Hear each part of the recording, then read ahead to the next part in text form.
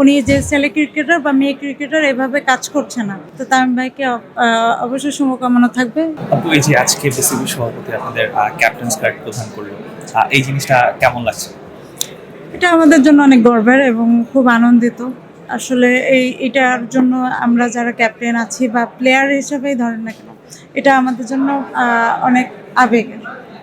আহ, তামিম ইকবাল সভাপতি হওয়ার পরেই নারী ক্রিকেটারদের বেতনটা, ম্যাচ ফিটা বাড়িয়েছে, বেশ কিছু উদ্যোগও নিয়েছে, যেটা দীর্ঘদিন ধরেই আপনাদের হয়তো বা চাওয়া ছিল।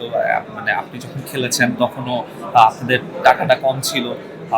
ওভারঅল আসলে তামিম ইকবালের এই উদ্যোগটা কেমন লাগছে? খুবই ভালো লাগছে। আর একটা জিনিস আমার কাছে খুবই ভালো লেগেছে, অসাধারণ একটা কথা তামিম ভাইয়ের যেটা, সেটা উনি কিন্তু যে ছেলে ক্রিকেটার মেয়ে ক্রিকেটার এইভাবে কিন্তু দেখছে না, উনি কিন্তু অ্যাজ এ প্লেয়ার হিসাবে দেখছে, প্লেয়ারদের কি কি দরকার এটা হিসেবে কাজ করছে। এটা আমার কাছে সব থেকে বড় বড় ব্যাপার মনে হয় যে প্লেয়ারদের জন্য। আমরা দেখেছি একটা সময় নারী ক্রিকেটাররা মাঠে যেতে পারতো না, অনেক প্রতিবন্ধকতা ফেস করতো। মাঠ, তাদের প্র্যাকটিসের জন্য মাঠ দেওয়া হতো না। ওভারঅল এখন আপনাদের কি আশা, যে এখন কি নারী ক্রিকেটাররা তামিম ইকবাল সভাপতি থাকা অবস্থায় ভালো ফ্যাসিলিটিস পাবে কিনা?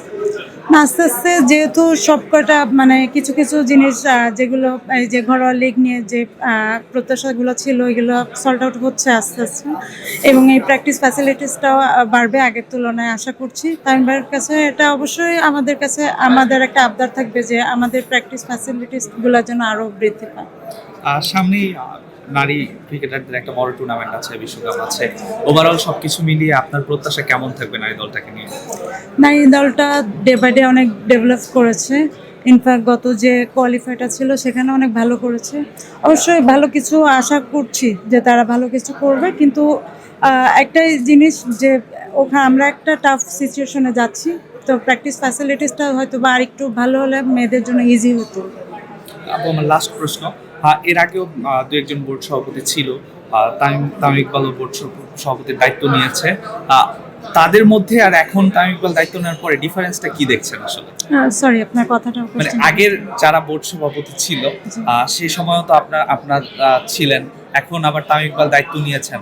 আগের বোর্ড সভাপতিগুলোর মধ্যে আর এখন তামিম ইকবাল দায়িত্ব নেওয়ার পর ডিফারেন্সটা কি দেখছেন? মানে ক্রিকেটারদের সাথে তাদের সম্পর্কটা কেমন? আচ্ছা, এখন অ্যাজ এ প্লেয়ার হিসেবে বলি যে আমি প্রথমে এটা কিন্তু বলে দিয়েছি যে তামিম ভাই যেটা হয়েছে, তামিম ভাই কিন্তু অ্যাজ এ প্লেয়ার হিসেবে কাজ করছেন।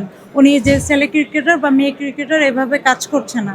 এবং তামিম ভাই কারেন্ট টিমে কিছুদিন আগেই রিটায়ারমেন্ট নিয়েছেন, তো উনি আমাদের দেশের যে সমস্ত প্রবলেমগুলো আছেন খুব কাছ থেকে দেখেছেন, এবং উনি আস্তে আস্তে কিন্তু সেই দিকে এগোচ্ছেন যে ওগুলো সল্ট আউট করার জন্য। তো তামিম ভাইকে অবশ্যই শুভকামনা থাকবে এবং খুব দ্রুতই যেন উনি আমাদের প্রত্যাশাগুলো বাস্তবায়ন করেন।